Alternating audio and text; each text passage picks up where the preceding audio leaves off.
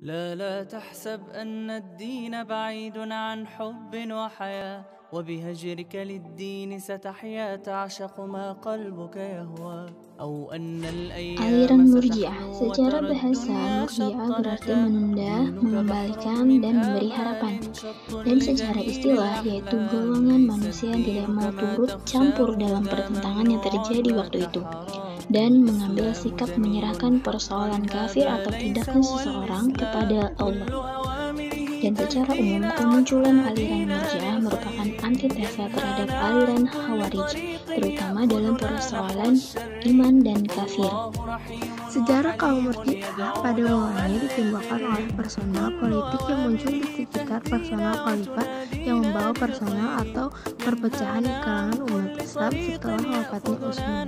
Seperti dilihat, kaum Khawarij pada mulanya adalah penyokong Ali, tetapi kemudian berbalik menjadi musuhnya. Karena adanya perlawanan ini, penyokong-penyokong yang tetap setia padanya bergema keras dan kuat membelanya, dan akhirnya mereka merupakan satu golongan Islam yang dikenal dengan nama Syiah. Sungguh pun merupakan dua golongan yang bermusuhan sama-sama menentang Bani Umayyah, tetapi dengan motif yang berlawanan. Murji'ah muncul sebagai reaksi terhadap teori-teori yang bertentangan dengan Syiah dan Khawarij, di mana kelompok Syiah dan Khawarij ini sama-sama menentang rejim Bani Umayyah, tetapi dari sudut pandang yang berbeda. Penentangan Khawarij karena mereka dianggap menyeleweng dari ajaran Islam, sedangkan penentangan Syiah karena mereka dianggap telah merampas kekuasaan dari pihak Ali dan keturunannya. Dalam suasana yang masing-masing mempunyai corak pemikiran tersendiri, maka Khawarij mengikuti paham demokrasi, artinya dalam pemilihan khalifah dipilih oleh rakyat, sedangkan Syiah mengikuti paham teokrasi, artinya masih dipengaruhi oleh agama. Di atas pemimpin masih ada yang memimpinnya, yaitu seorang tokoh spiritual. Demikian pula halnya dengan paham Murji'ah ini, suatu golongan politik yang bebas, artinya dalam politik tidak ada aturan main yang mengharuskan untuk berbuat, yang mempunyai pendapat tentang perselisihan yang timbul di antara umat Islam. Murji'ah lahir pada permulaan abad pertama Hijriah, tatkala pemerintahan Islam pindah ke Damaskus. Pada ketika situasi yang gawat itu, lahirnya sekumpulan umat Islam yang menjauhkan diri dari pertikaian, yang tidak mau ikut menyalahkan orang lain. Kalau ditanya bagaimana pendapat mereka tentang Muawiyah dan anaknya Yazid, mereka menjawab, kita tangguhkan persoalan sampai di hadapan Tuhan, dan disitulah kita lihat mana yang benar. Kalau ditanya bagaimana pendapatnya tentang sikap kaum Khawarij yang lancang dan kaum Syiah, maka mereka menjawab, baik, kita tangguhkan saja sampai di hadapan Tuhan, dan kita lihat nanti bagaimana Tuhan menghukum atau memberi pahala pada mereka. Kalau ditanya mana yang benar antara Sayyidin, Utsman bin Affan dan penentang-penentangnya, maka mereka menjawab, lihat saja nanti di muka Tuhan. Aliran Murji'ah muncul sebagai reaksi atas sikapnya yang tidak mau terlibat dalam upaya mengklaim mengkafirkan terhadap orang yang melakukan dosa besar, sebagaimana hal ini dilakukan oleh aliran Khawarij. Oleh karena itu, aliran ini menangguhkan penilaian terhadap orang-orang yang terlibat dalam peristiwa tahkim itu di hadapan Tuhan. Karena hanya Tuhanlah yang mengetahui keadaan iman seseorang. Hal ini lebih cenderung dalam masalah hati dan niat seseorang yang saling bertikai atau berselisih tersebut. Doktrin teologis 1. Menunda hukuman atas Ali, Muawiyah, Ammar ibn Syah, dan Abu Musa al-Asy'ari yang terlibat taklim dan menyerahkannya kepada Allah Subhanahu wa Ta'ala di hari kiamat kelak. 2. Menyerahkan keputusan kepada Allah Subhanahu wa Ta'ala atas muslim yang berdosa besar. 3. Penangguhan Ali untuk menduduki ranking keempat dalam peringkat al-Khalifah al-Rasyidin. 4. Meletakkan atau pentingnya iman daripada amal. Salah satu moto Murji'ah la yarduru ma'al ta'allama ma'asiyah kama la tanfa'u ma'al kufri ta'ah. 5. Memberikan harapan kepada muslim yang berdosa besar untuk memperoleh ampunan dari rahmat Allah Subhanahu wa Ta'ala. Sekte-sekte dalam aliran Murji'ah. Secara umum, Murji'ah pecah menjadi dua, yakni moderat dan ekstrim. Pertama, Murji'ah moderat. Orang yang berdosa besar tidak menjadi kafir dan tidak kekal dalam neraka, tetapi akan dihukum di neraka sesuai dengan besarnya dosa yang dilakukannya. Ada kemungkinan Tuhan akan mengampuni dosanya dan oleh karena itu tidak akan masuk neraka. Jadi, orang Islam yang berdosa besar masih tetap dianggap mukmin. Hal ini diakuinya karena kaum Murji'ah mendefinisikan iman itu sesungguhnya berada di dalam hati. Tokoh yang mengungkapkan ini adalah Al-Hasan bin Muhammad dan Abu Yusuf. Yang kedua, ada Murji'ah ekstrim. Menurut paham ini, iman adalah mempercayai Allah Subhanahu wa Ta'ala, Rasul-Rasulnya, dan segala sesuatu yang datangnya dari Allah Subhanahu wa Ta'ala. Sebaliknya, kafir yaitu tidak mempercayai hal-hal tersebut di atas.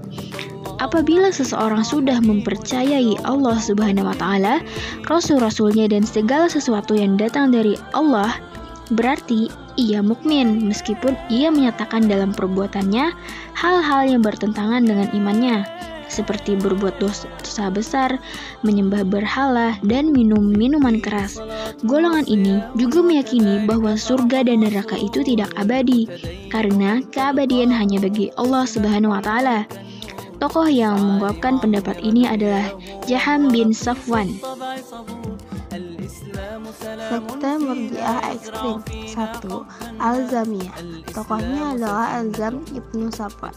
Menurut Al-Zamiyah, orang Islam yang percaya kepada Tuhan dan kemudian menyatakan kekufuranan secara lisan yang tidak menjadi kafir.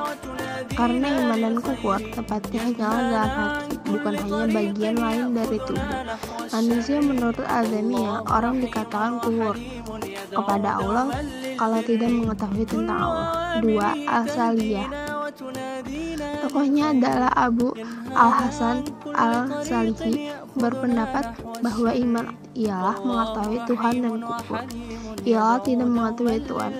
Menurut pengertian Al-Salihiyah, salat adalah bukan merupakan ibadat kepada Allah karena yang disebut ibadat ialah iman kepadanya. Yang ketiga adalah Yunusiyah. Tokohnya adalah Yunus As-Samari, berpendapat bahwa perbuatan maksiat atau melakukan perbuatan jahat tidak akan merusak iman, karena iman hanyalah mengetahui atau makrifat Tuhan saja. Iman menurut Yunusiyah memiliki 4 unsur, yaitu mengetahui bahwa Tuhan ada, tunduk patuh kepadanya, tidak menyombongkan diri, dan mencintai Allah di dalam hatinya. Jika keempat unsur ini dimiliki oleh seseorang di dalam hatinya, berarti dia tetap seorang mukmin. Ketaatan sebagai akibat dari kepercayaan-kepercayaan di atas tidak termasuk iman, oleh karena perbuatan jahat atau dosa tidak akan merusak iman. Menurut Yunusiyah, jika seseorang mati sedang ia dalam keadaan iman atau bertauhid, maka dosa-dosa dan perbuatan jahat yang telah dilakukannya dianggap tidak merugikannya. Yang terakhir ada Al-Ghassaniyah. Al-Ghassaniyah, pengikut Ghassan Al-Kufi, berpendapat sesuatu yang diwajibkan atau diharamkan boleh dilanggar jika tidak diketahui secara pasti mana yang diwajibkan dan mana yang diharamkan, sehingga pelakunya tetap dianggap mukmin. Misal, syariat melarang memakan babi, namun apabila tidak tahu apakah babi itu yang diharamkan itu adalah babi yang dimakan ini. Oleh sebab itu, orang yang makan babi tetap iman, bukan kafir. Demikian pula Tuhan mewajibkan haji ke Ka'bah. Tetapi, jika orang tidak tahu apakah Ka'bah itu berada di India atau di tempat lain, dengan demikian orang tersebut masih tetap menjadi seorang mukmin. Aliran teologi Jabariyah. Asal-usul Jabariyah berasal dari kata jabara yang berarti memaksa dan mengharuskannya melakukan sesuatu.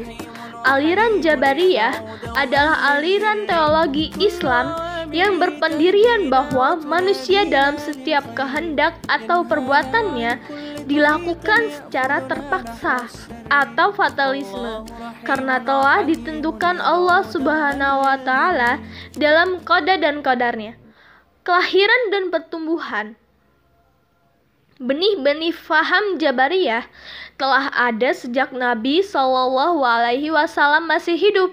Sebagaimana dalam sebuah riwayat hadis dijelaskan bahwa seorang Persia datang menghadap Nabi SAW dan bercerita bahwa ia menikahi anak kandung dan saudara perempuannya karena qada dan qadar Tuhan. Mendengar hal itu, Nabi SAW kemudian bersabda, "Suatu saat akan ada kelompok yang mengatakan serupa demikian. Mereka adalah majusinya umatku." Faktor pemicu munculnya Jabariyah. Ada dua faktor yang memicu, yaitu internal dan eksternal. Faktor internal ada dalam Al-Quran surah Safat ayat 96. Allah Subhanahu wa Ta'ala berfirman, "Wallahu khalaqakum wa ma ta'malun." Artinya, padahal Allah lah yang menciptakan kamu dan apa yang kamu perbuat itu. B. Quran surah Al-Anfal ayat 17. Allah Subhanahu wa Ta'ala berfirman, "Falam taqtuluhum walakinnallaha qatalahum wa ma ramaita id ramaita walakinnallaha rama waliyubliyal mu'minina minhu bala'an hasana innallaha sami'un alim." Artinya, maka sebenarnya bukan kamu yang membunuh mereka, melainkan Allah yang membunuh mereka, dan bukan engkau yang melempar ketika engkau melempar, tetapi Allah yang melempar. Allah berbuat demikian untuk membinasakan mereka dan untuk memberi kemenangan kepada orang-orang mukmin kemenangan yang baik. Sungguh Allah Maha mendengar, Maha mengetahui. C. Quran surah Al-Insan ayat 30. Allah Subhanahu wa Ta'ala berfirman, "Wa ma tasyauna illa ayyasha Allah. Innallaha kana aliman hakima."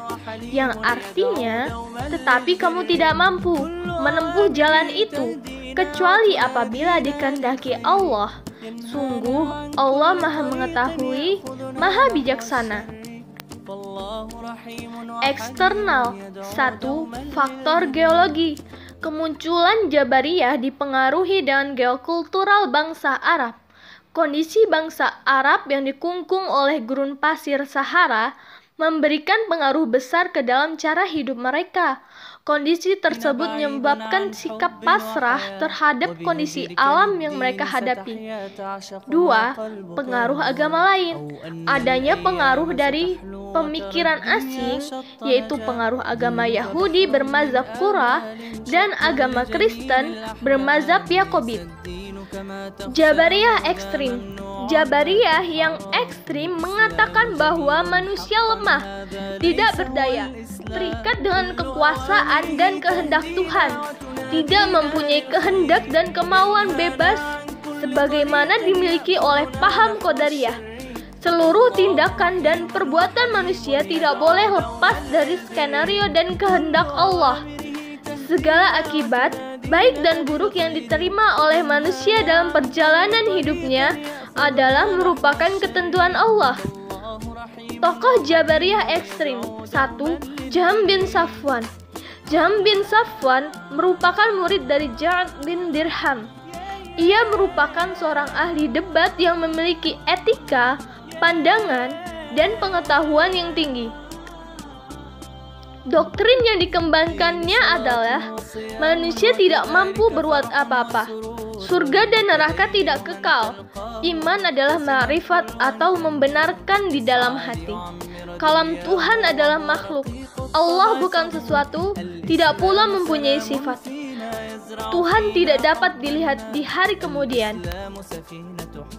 2. Ja'ad bin Dirham. Al-Quran adalah makhluk dan sesuatu yang baru dan tidak dapat disifatkan kepada Allah. Allah tidak mempunyai sifat yang serupa dengan makhluk seperti berbicara, melihat, dan mendengar. Manusia terpaksa oleh Allah dalam segala hal. Jabariyah moderat. Tuhan menciptakan perbuatan manusia baik itu positif atau negatif, tetapi manusia mempunyai bagian di dalamnya. Tenaga yang diciptakan dalam diri manusia mempunyai efek untuk mewujudkan perbuatannya. Manusia juga tidak dipaksa, tidak seperti wayang yang dikendalikan oleh dalang, dan tidak pula menjadi pencipta perbuatan, tetapi manusia memperoleh perbuatan yang diciptakan Tuhan. Tokoh Jabariyah moderat. Ada dua tokoh yang berpendapat. Yang pertama, Husain bin Muhammad An-Najjar. Pendapatnya adalah, satu, Tuhan menciptakan segala perbuatan manusia, tetapi manusia mengambil bagian atau peran dalam mewujudkan perbuatan. Dua, Tuhan tidak dapat dilihat di akhirat. Tokoh kedua adalah Dirar bin Amr. Pendapat bahwa Tuhan dapat saja dilihat dengan indera keenam dan perbuatan dapat ditimbulkan oleh dua pihak.